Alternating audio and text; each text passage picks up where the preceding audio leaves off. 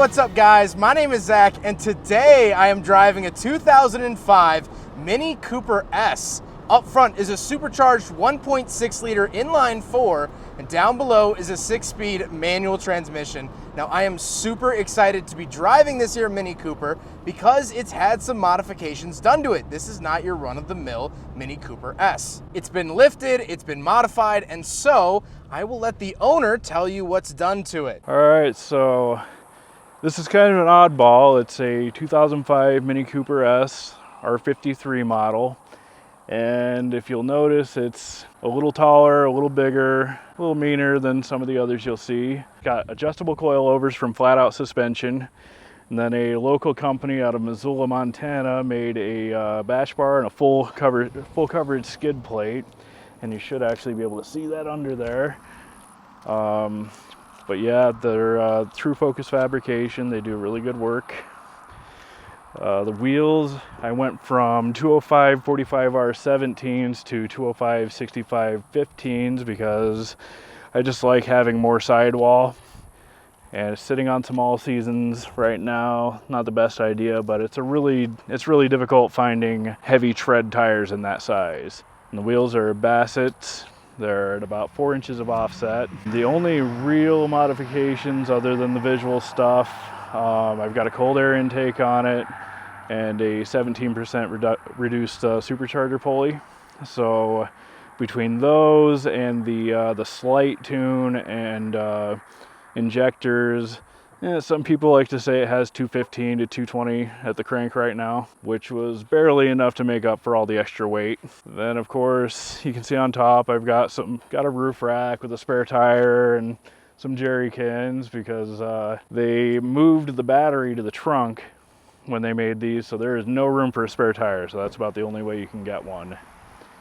But it's fun. I mean, it's a supercharged 6-speed manual, hot hatch. I mean, it's a blast to throw around the corners. So let's talk about the 1.6 liter supercharged inline 4. This engine was offered in the Mini Cooper S from 2002 to 2006. And it made about 168 horsepower from the factory. Now that number has been increased for this one. And what I love about it is the supercharger whine. We'll see if we can capture it here on camera.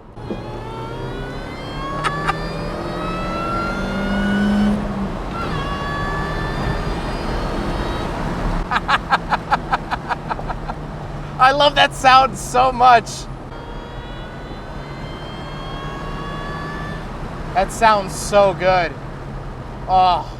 So what is it like to drive a lifted Mini? It's very, very fun. It makes this car ridiculously fun. Not that non-lifted Minis from this generation aren't, but there's just something about this little thing. It just kind of putters along. And while the road is rather rough,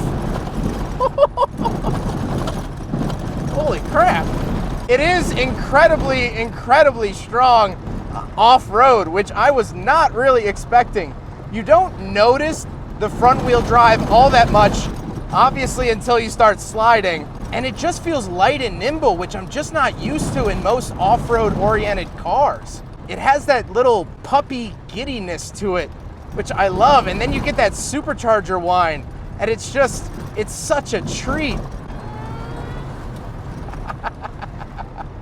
Now, the 6-speed manual is stock in this car. However, I just want to comment on the fact that it is so much better than the later generation Mini Cooper S's. Those manual transmissions are so garbage that it's really nice to be back in an earlier generation where it was actually good for a little bit. Now, we won't touch on the interior too much either. Since this is a modified review, I have another review of a stock Mini Cooper S of this same generation. Let's give it a little gas here. Spinning.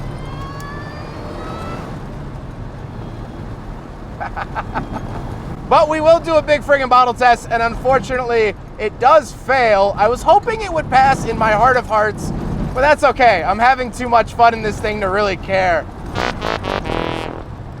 The car is also very predictable, which I like. It doesn't suffer from that weird understeering that a lot of front wheel drive cars get. It feels like you have lunchroom trays under your front wheels when you start sliding. You don't really get that in this car.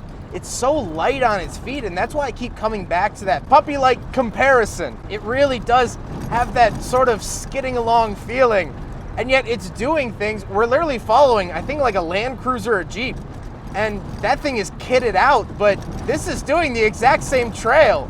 Albeit, it does sound a little bit like the Hindenburg while going over bumps, but that's all right. And that is the other thing I love, is just the usability. This car was built with a purpose of getting down trails to go on hikes. It's very utilitarian. Yes, it looks cool. It looks badass, I'm not gonna lie.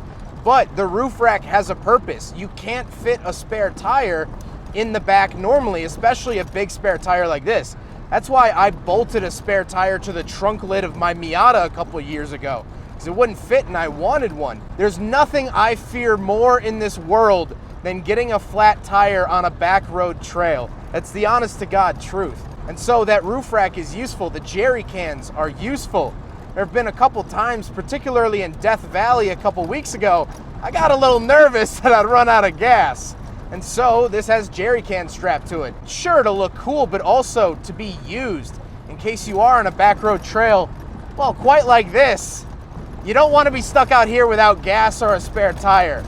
And so that's what I love. I love useful cars. I love cars that you get every penny out of driving down the trails. This car is great to drive on the road. You saw that, but it can also handle the back countries of Montana, which I'm currently experiencing for the first time and slowly falling in love with. But I want to experience them just a little bit faster. Thank you, Supercharger. I appreciate it. And I have no fear in doing so. This car is very predictable. It almost feels like it should have been built for off-road. I'm surprised that Mini didn't offer a hardcore off-road variant to the public. I know they had rally cars and such, which look cool as well, but they never really offered a hardcore off-road version, at least here in the States. And I think that's a shame. I think it's a missed market because this thing's great. And you know what? People say a lot of things about Mini Cooper reliability. Sure, some of that is true. But look at this thing. It's kind of doing the unthinkable right now. And you know, for my time behind the wheel, it's been pretty reliable, so I'm not gonna complain about it today. God, we are staying on the tail of this Land Cruiser. We actually had to stop because the dust from the car in front of us was getting to be too much. Oh, that might be a 4Runner. What is that? Yeah, that's a 4Runner. Sorry, my apologies. It's a, I think, 2nd or 3rd gen 4Runner. 2nd gen, with a little roof box. Your roof box is cute, sir. We have jerry cans and a wheel.